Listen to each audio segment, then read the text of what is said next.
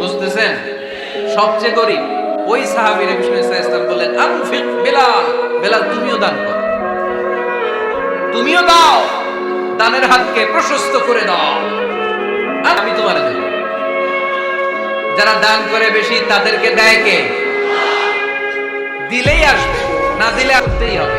এবং মুত্তাকি হতে চাইলে এই দানের ধারাবাহিকতা কন্টিনিউয়াসলি এটা রাখতে হয়, এটা থামানো যায় না।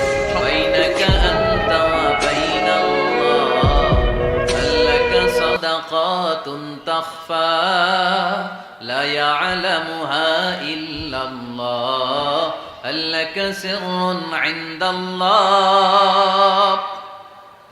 বাইনাকা আনতা ওয়া বাইনাল্লাহ আল্লাকা সাদাকাতুন তাখফা লা ইয়ালামুহা ইল্লাল্লাহ।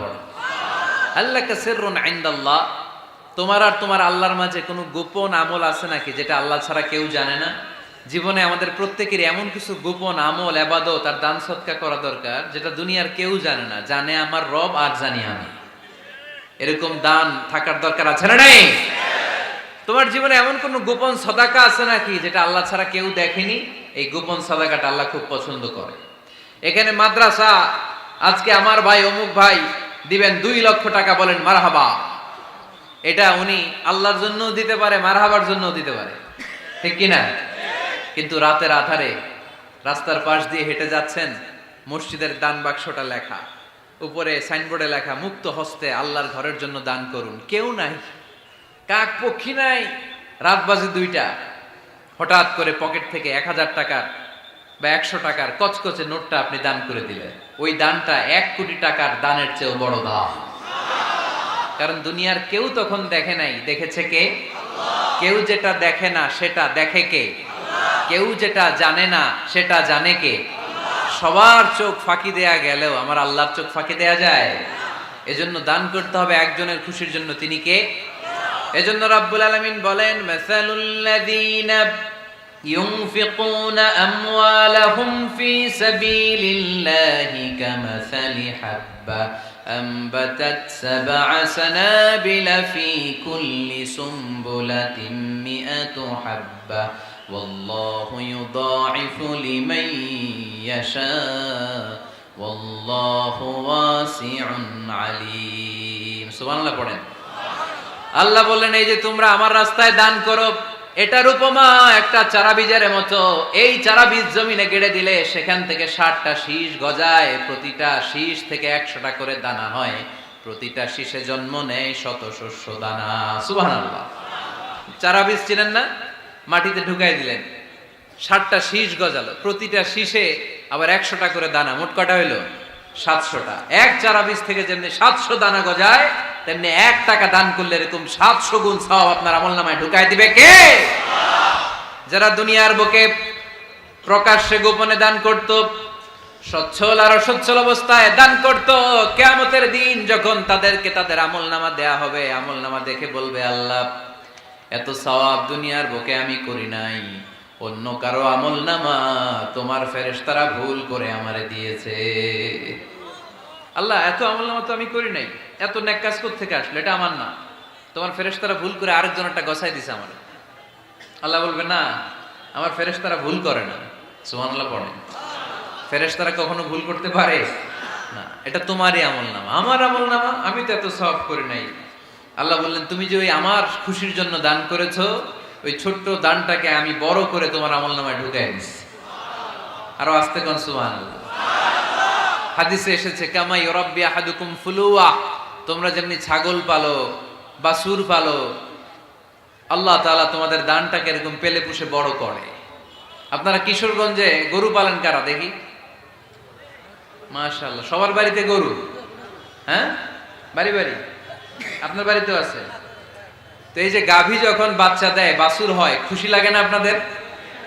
মালিক কি করে? এটারে খাওয়ায়, খাইয়ে দাইয়ে পেলে পুষে বড় করে না, কুরবানির হাটে বিক্রির জন্য।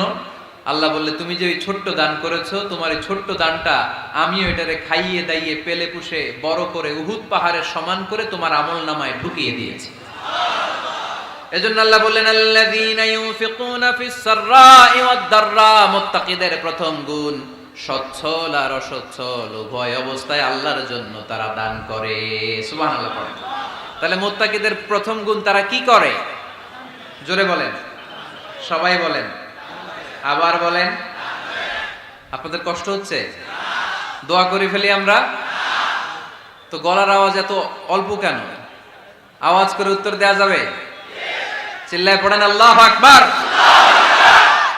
এভাবে উত্তর দিবেন, এভাবে আওয়াজ করে উত্তর দিলে আমি বুঝবো আমার কথা শুনতেছেন, বুঝতেছেন। তা না হলে আমি বুঝবো বুঝতেছেন না। আমি এত কষ্ট করে বলি, এরা বুঝে না। তো মুত্তাকিদের প্রথম গুণ, তারা কি করে? আরো জোরে বলেন, কি করে? মুত্তাকিদের 2 নাম্বার গুণ আল্লাহ বললেন ওয়াল কাযিমিনাল গায়জ।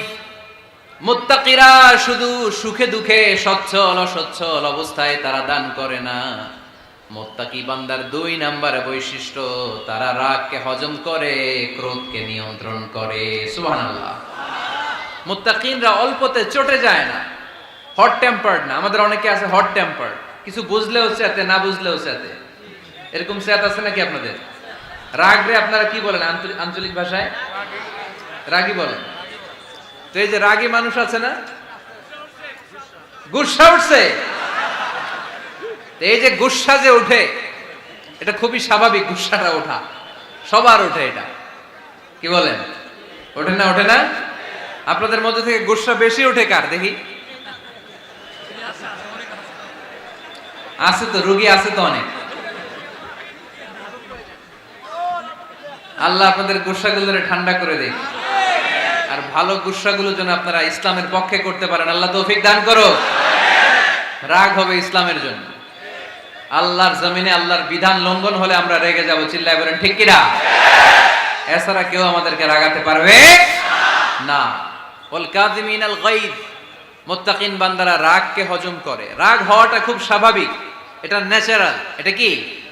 প্রাকৃতিক। আমাদের দেহে এক ধরনের হরমোন আছে, এটার নাম হচ্ছে অ্যাড্রেনালিন বলে এটাকে, অ্যাড্রেনালিন হরমোন। তো এই হরমোনটা যখন নিঃসরিত হয় তখন আমরা রেগে উঠি, এর আগে আমরা রাগি না। This adrenaline hormone triggers up your bodies fight response. এটা নিঃসরিত হলেই বডি তখন ফাইট করতে মন চায়, মনে চায় খায়া ফেলাই, মাইরা ফেলাই, দইরা ফেলাই, অক করে হোতা এলাই। আপনারা বলেন না এগুলো? মাইরা অ্যালবাম, কাইটটা অ্যালবাম, অক করে হোতা অ্যালবাম বলেন আপনারা? এগুলো কখন বলেন? যখন রেগে যান। যখন রেগে যান। কিন্তু মুত্তাকি হতে চাইলে যখন তখন রেগে যাওয়া যাবে। ওয়াল কাযিমিনাল গায়জ। যুবক ভাইয়েরা খেয়াল করে শোনো, মুত্তাকি হতে চাইলে 2 নাম্বার যে বৈশিষ্ট্যটা আমাদেরকে ধারণ করতে হবে সেটা হচ্ছে ওয়াল কাযিমিনাল গায়জ। রাগকে নিয়ন্ত্রণ করতে জানতে হবে। রাগ এটা ভয়ঙ্কর। অনেকে রাগ করতে করতে যে স্ট্রোক করে ফেলে, আছে না? হার্ট অ্যাটাক করে ফেলে। অনেকে রাগের মাথায় মারাও যায়, আছে না নাই? এটা ভয়ঙ্কর। এর আছে অনেক শারীরিক, মানসিক অনেক প্রভাব, অনেক ক্ষতিকর প্রভাব আছে এই রাগের। রাগটা অনেকটা ঝড়ের মতো। কিসের মতো? ঝড় যেমনি একদিক থেকে এসে সব ভেঙে চুরে তছনছ করে লন্ড ভন্ড করে দিয়ে আরেক দিকে সাঁ করে চলে যায়, রাগও তেমন। একদিক দিয়ে আসে, সব শেষ করে দিয়ে আরেক দিকে চলে যায়, ঠিক কিনা? এর আগের মাথায় পৃথিবীতে কত খুন খারাপি ঘটেছে, ঠিক কিনা? বাবা ছেলের মধ্যে রাগ আছে না নাই? বন্ধু বন্ধুর মধ্যে, বন্ধু কয় এটা আমারে দে, ওই বন্ধু বলে না দিব না, রেগে গেছে, কিলাকিলি ঘুষাঘুষি আছে না নাই? বাবা ছেলের মধ্যে জমি জমা নিয়ে হয় না অনেক সময়? বাবা কয় এই জমি তুই পাবি না, পোলায় কয় আমার এই দিবা তুমি। বাপে কয় না দিমু না, পোলায় কয় দিবা। বাপে কয় তোরে তেজ্য পুত্র করে দিলাম, পোলায় কয় তোমার মাথায় আমি কোপ মাইরা দিলাম। আছে না? লেগে গেল, মারাত্মক ঝগড়া। হাজবেন্ড ওয়াইফের মধ্যে এগুলো আর হয় না, তাই না? রাগারাগি হ্যাঁ বেশি হয়। কিশোরগঞ্জে এগুলো আছে। আহা, খবরদার, এগুলোকে বাড়তে দেয়া যাবে না। শয়তান খালি গুতায়। শয়তান চায় কি করে ফ্যামিলিকে ব্রেক ডাউন করা যায়। শয়তান একটা আরশের উপর বসে, অন্য শয়তানরা এসে বলে আমি ওজনে কম দেওয়াইছি, কারে কিছুই করস নাই তুই। আরেকজন এসে বলে আমি সুদ খাওয়ানোর ব্যবস্থা করে দিয়ে আসছি, কারে এটা কিছুই না। আরেকজন এসে বলে মাদ্রাসায় যাচ্ছিল আমি সরাই দিছি, কারে এটা কিছুই না। আরেক শয়তান এসে বলে আমি স্বামী স্ত্রীর মধ্যে বিচ্ছেদ ঘটায় দিছি। ইবলিশ শয়তান তখন এটারে নিয়ে নাচতে শুরু করে দেয়। এজন্য স্বামী স্ত্রীর মধ্যে ঝগড়া আছে না নাই? হাজবেন্ড বলে একটা, ওয়াইফ বলে আরেকটা, আছে না নাই? হাজবেন্ড বলে তুমি যাইবা না, এই বিয়ার দাওয়াতে যাইবা না, ও আমারে অপমান করছিল। বউ কয় আমি যামু, আমার বান্ধবীর বিয়া, তোমার কি? আছে না নাই? হাজবেন্ড কয় না যাবি না, বউ কয় যামু, গেলে তোর খবর আছে। বউ কয় কি করবা? কয় তালাক দিয়ে দিলাম। আছে না নাই? ছোট্ট ঝগড়া থেকে মাথা গরম করে রাগের মাথায় তালাক দিয়ে ফেলে। এজন্যই রাগ ভয়ঙ্কর। এ রাগের কারণে বন্ধু বন্ধুর সম্পর্ক নষ্ট হয়, হাজবেন্ড ওয়াইফের মধ্যে ডিভোর্স হয়ে যায়, বাবা ছেলের মধ্যে সম্পর্ক ছিন্ন হয়ে যায়। এটা ঝড়ের মতো। এজন্য মুমিনরা চাইলেই চট করে রেগে যেতে পারে। এজন্য রাগ নিয়ন্ত্রণের দরকার আছে না নাই? এজন্য আল্লাহ বললেন والذين ينفقون أموالهم في سبيل الذين ينفقون في السراء والضراء والكاظمين الغيظ والعافين عن الناس। মুমিন বান্দার মুত্তাকিদের প্রথম গুণ দান করে, মুত্তাকিদের দ্বিতীয় গুণ তারা রাগকে হজম করে। সুবহানাল্লাহ পড়েন। রাগকে কি করতে হবে? জোরে বলেন কি করতে হবে? আল্লাহ রাসূল বললেন লাইসা শাদীদু বিসসুরা, কুস্তি খেলে যে অন্যকে মাটিতে শুইয়ে দিতে পারে সে আসল শক্তিশালী না। ইন্নামাশ শাদীদুল্লাযী ইয়ামলিকু নাফসাহু ইনদাল গাদাব, রাগের মাথায় যখন নিজেকে যে নিয়ন্ত্রণ করতে পারে আল্লাহর কাছে ওই ব্যক্তিটাই শক্তিশালী। কুস্তি খেলে আরেকজনের শোয়ায় দিলেন, এ শক্তিশালী না। বরং শক্তিশালী তো সে যে রাগের সময় নিজের উপর নিয়ন্ত্রণ রাখে। He can control himself in the time of anger. যখন সে রেগে যায় তখন সে নিজেকে নিয়ন্ত্রণ করতে পারে, সেই শক্তিশালী। কুস্তি খেয়ে এই গোপন দান আমার আল্লাহর কাছে। এখানে মাদ্রাসা, আজকে আমার ভাই অমুক ভাই দিবেন 2 লক্ষ টাকা, বলেন মারহাবা। এটা উনি আল্লাহর জন্যও দিতে পারে, মারহাবার জন্যও দিতে পারে, ঠিক কিনা?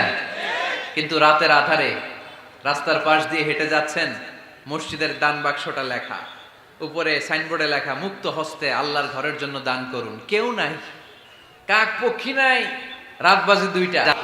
সবার চোখ ফাঁকি দেয়া গেলেও আমার আল্লাহর চোখ ফাঁকি দেয়া যায়? আল্লাহ বললেন এই যে তোমরা আমার রাস্তায় দান করো, এটার উপমা একটা চারা বীজের মতো। এই চারা